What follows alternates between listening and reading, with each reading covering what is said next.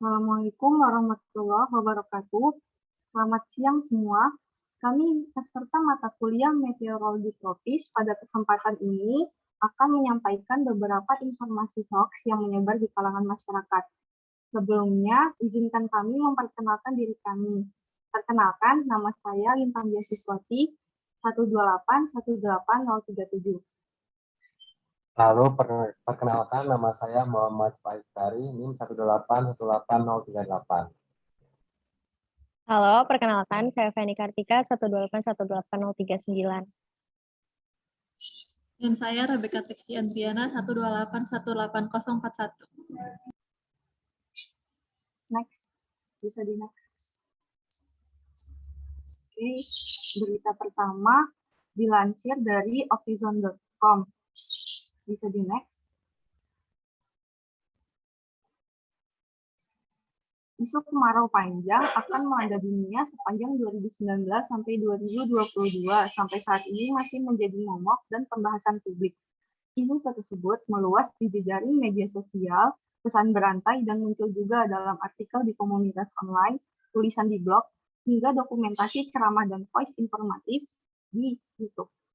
Selain itu, disebut bersumber dari Badan Meteorologi, Klimatologi, dan Geofisika, dan ada juga yang menyebutnya bersumber dari BMKG Eropa.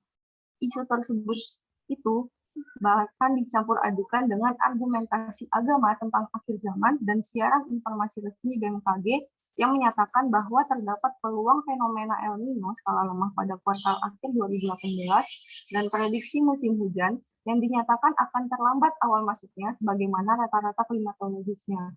Dan berikut ada tangkapan layar berupa cuitan dari netizen yang mengatakan bahwa kekeringan ini atau kemarau panjang ini terjadi pada tahun 2019 hingga 2022 yang akan mengakibatkan cadangan air di dunia ini tersisa hanya 3%. Lalu fenomena ini juga dikaitkan dengan munculnya Dajjal serta Imam Mahdi di tengah-tengah masyarakat. Selanjutnya akan dijelaskan oleh teman saya.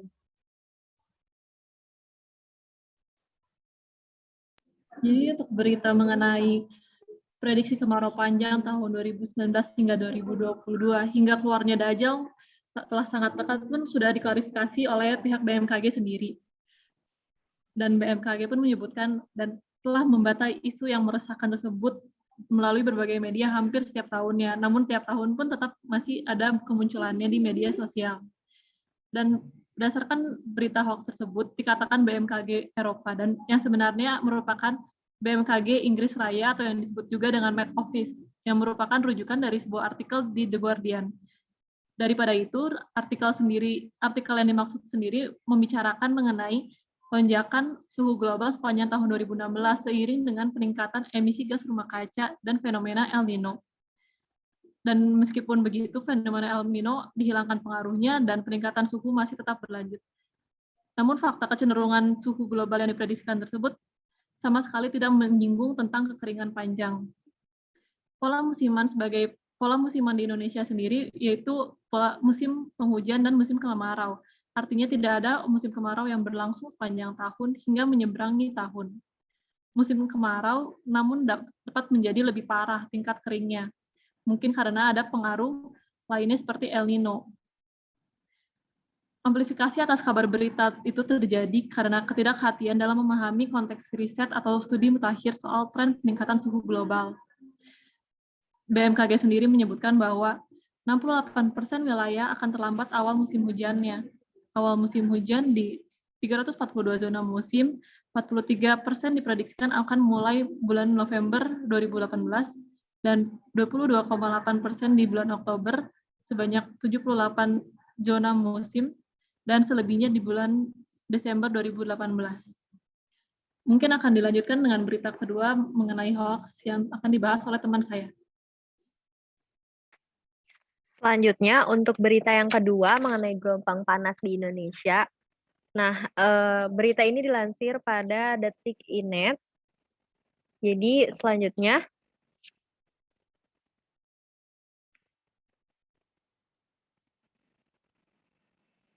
BMKG secara tegas menyebutkan jika ada kabar yang beredar menyebutkan Indonesia saat ini dilanda gelombang panas adalah hoax.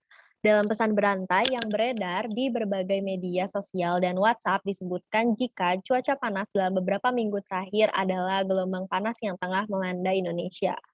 Nah, cuaca yang sangat panas di sejumlah wilayah Indonesia ini disebutkan dan menyebabkan suhu di siang hari bisa mencapai 40 derajat Celcius. Dan masyarakat dianjurkan untuk menghindari minuman es atau air dingin.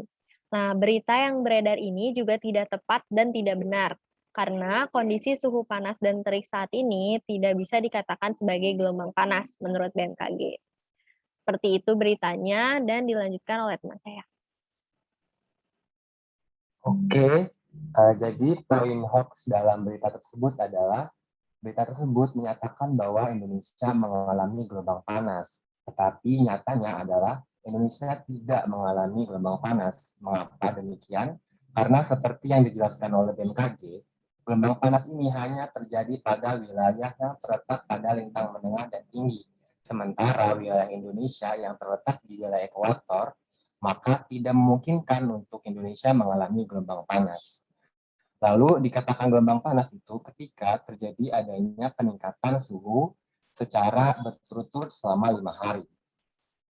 Lalu kejadian panas di Indonesia di beberapa wilayah ini tidak bisa dikaitkan dengan fenomena gelombang panas.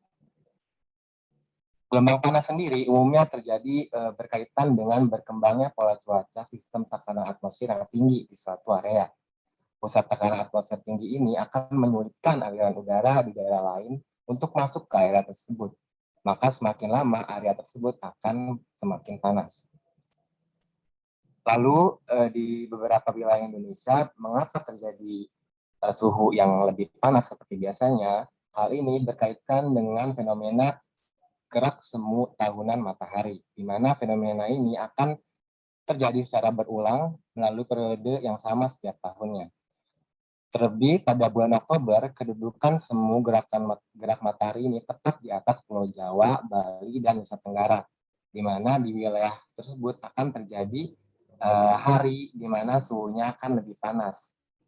Lalu di Pulau Jawa sendiri akan terjadi 2 kali, yaitu di bulan September atau Oktober, dan di bulan Februari atau Maret. Sehingga puncak suhu maksimum terasa di wilayah Jawa hingga NTT terjadi di sekitar bulan-bulan tersebut. Sehingga sekali lagi bahwa fenomena panas yang terjadi di wilayah Indonesia ini tidak berkaitan dengan fenomena gelombang panas.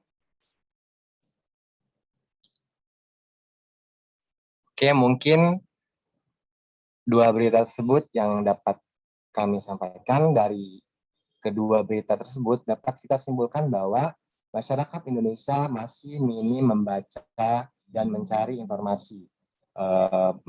Masih banyak masyarakat yang menelan mentah-mentah informasi yang mereka baca, sehingga sebaiknya kita sebagai masyarakat Indonesia harus rajin mencari informasi dan fakta yang sebenarnya. Lebih baik mencari informasi berdasarkan sumber-sumber yang terpercaya seperti laman atau website BMKG. Mungkin sekian yang dapat kelompok kami sampaikan. Terima kasih.